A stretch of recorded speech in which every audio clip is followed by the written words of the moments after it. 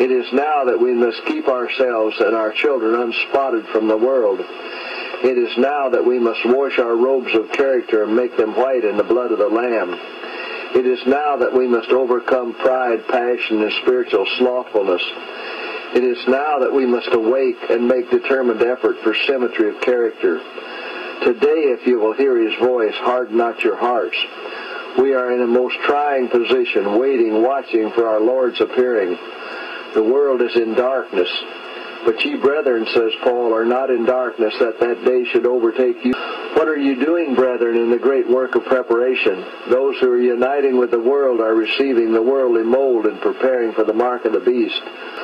Those who are distrustful of self, who are humbling themselves before God and purifying their souls by obeying the truth, these are receiving the heavenly mold and preparing for the seal of God in their foreheads.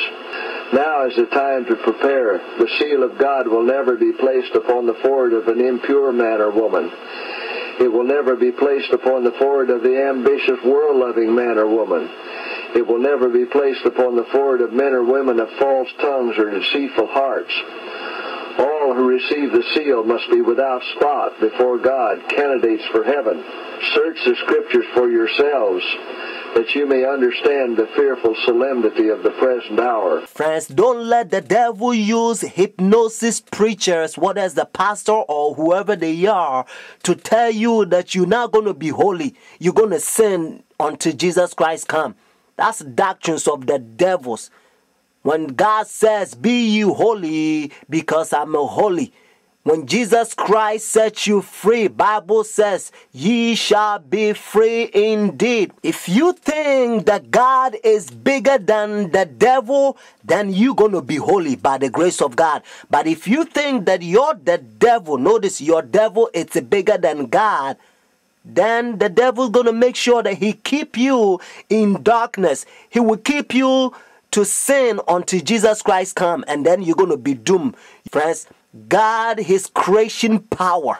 Genesis, when God said, let there be light, and there was light.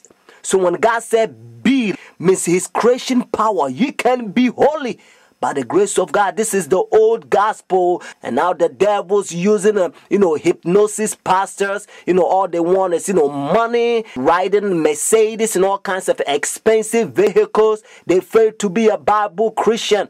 Christ is calling a humble instrument. If you are failed to be a Bible Christian, be converted. Time to take a stand. Forget yourself. Don't look for what's in it for you. It's time to look for what's in it for God. That's how apostles and disciples, they live. In the first century, Jesus Christ is coming for the remnant church, left over.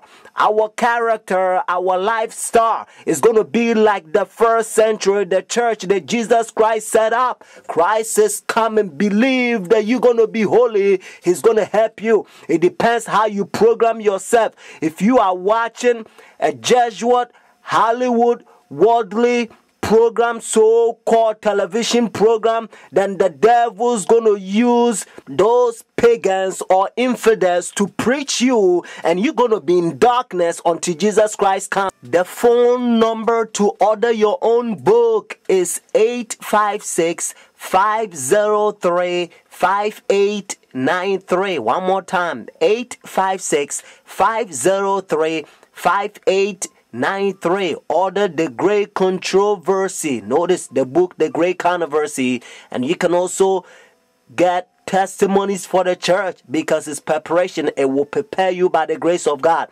Friends, whenever they enforce their sun worship day, Sunday worship, whenever the law is enforced in your country, do not accept it. The mark of the beast in their forehead, symbolic in Revelation, your forehead means your decision. And also when Revelation says their right hand, means your action will follow your decision once you accept their sun worship day, when it's an enforced Sunday worship. Friends, take a stand. Christ is coming. He loved you so much so that when He was on the cross, Jesus Christ says, I thirst. So whenever you're in temptation, remember when He says, I thirst, because of you and I.